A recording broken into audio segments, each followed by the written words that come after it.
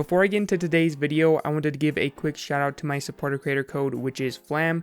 Right now, if you enter any creator's code in the Fortnite item shop, you will receive the Cuddle Hearts wrap for free without needing to purchase anything. So if you want to get this free wrap, make sure to enter a creator's code before the 22nd of this month, and you'll get this wrap absolutely free. Now, on to the video. A brand new weapon has been introduced into Fortnite called the Infantry Rifle, so let's get right into breaking this thing down to determine whether it deserves a spot in your limited inventory. To start off, let's go ahead and read the patch notes on this weapon. They say, Infantry Rifle, available in common, uncommon, and rare variants, deals 41, 43, 45 damage with a 2x headshot multiplier, can be found in floor loot chests and vending machines, uses medium ammo, and fires quick moving projectiles without damage drop off.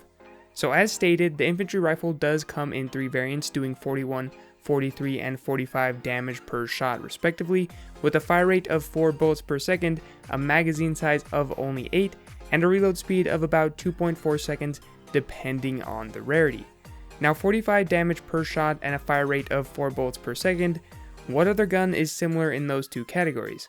The heavy AR is actually very similar in those two categories, with the gold variant doing 48 damage per shot and having a fire rate of 3.75 bullets per second. A major advantage of the heavy assault rifle, however, is its more than 3 times larger magazine size of 25.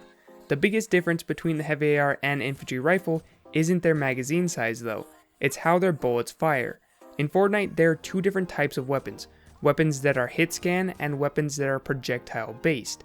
Hit scan means that when you fire a bullet, it travels in a perfectly straight line instantly.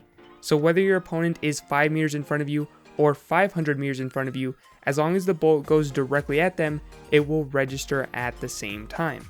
With projectile based weapons, however, the bullets have a set speed at which they travel, and those bullets are also affected by gravity, meaning that they will continuously be pulled towards the ground the farther they travel. Most weapons in the game, like the heavy assault rifle, are hit scan based weapons, but all weapons with the name rifle, which includes the infantry rifle, are projectile based. This means that with the infantry rifle, not only do you have to anticipate where your opponent is going to go before you fire, but depending on the distance, you also have to determine how far they are going to go, as well as how much your bullet is going to drop. Now, as stated in the patch notes for this weapon, the projectiles for the infantry rifle are quick moving projectiles, and what they mean by that is that they are quicker than other projectile weapons such as sniper rifles. At 20 planks or 100 meters, all snipers take about 0.6 of a second to reach their opponent, but with the infantry rifle it is about 40% faster at about 42 hundredths of a second. While it is nice that the bullet travels faster, is it enough for this weapon to be viable? Well, the accuracy on the infantry rifle is very good when aiming down sights and strafing compared to the heavy assault rifle, and the infantry rifle has 0 damage drop off, whereas the heavy AR has up to 67% damage lost at maximum range. But the problem is that whether you hit your shots isn't entirely up to you with the infantry rifle. It depends a lot on whether your opponent goes exactly where you anticipate them to or not.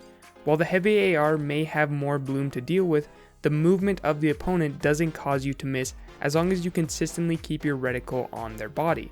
Hitting your shots with an infantry rifle, of course, becomes even more difficult at longer ranges, which are the ranges which you would really be able to maximize the benefits of not having damage drop off. It becomes much harder to anticipate where your opponent is going to go when the bullet has to travel farther and has more drop due to gravity. Whereas using a hit scan weapon such as the heavy assault rifle at those ranges, the only thing you need to consistently do is keep the reticle on their body and hope that bloom works in your favor. So if the heavy assault rifle is more worth using at almost every range compared to the infantry rifle, why is a weapon like the sniper rifle, which only has 1 bullet in the magazine and also has projectile based bullets, worth using at all ranges when something like the infantry rifle isn't? Well, for me, it's because the upside for that 1 bullet is so much higher. The hunting rifle, silent sniper, and heavy sniper all have a 2.5 times headshot multiplier, which means that if you hit a headshot, your opponent is going to die. They also have a much higher body shot damage, for instance the hunting rifle, which does 2 times more body shot damage than the infantry rifle. Overall, is the infantry rifle worth using? I would personally say no. It tries to be a combination of an AR and a sniper rifle, but in doing so, it doesn't do either very effectively. In the current state of the game, I say that this is one of the worst weapons you could possibly get, especially at the start of a game. The hip firing on this weapon is extremely poor, so if this is the only weapon you have and you end up in a close engagement fight, it's going to be very difficult for you to win. I wouldn't be surprised if this weapon gets vaulted fairly quickly, because having a common weapon such as this that is extremely poor in close quarter fights, as well as extremely poor at destroying builds, is going to cause a lot of frustration for players who find this as their only weapon. That's the main reason that Epic decided to vault the white, green, and blue burst rifles, because people were getting too frustrated at the start of games, and I would personally rather have the burst 10 times out of 10 than have the infantry rifle. But of course, that is just my personal opinion. If you'd like to support me when spending V-Bucks or buying games in the Epic Games Store, you can do so by using my code FLAM. If you're new here and like this type of content, feel free to subscribe. Thank you to all of you who made it to this point in the video. I truly do appreciate it, and I'll catch you all in my next video.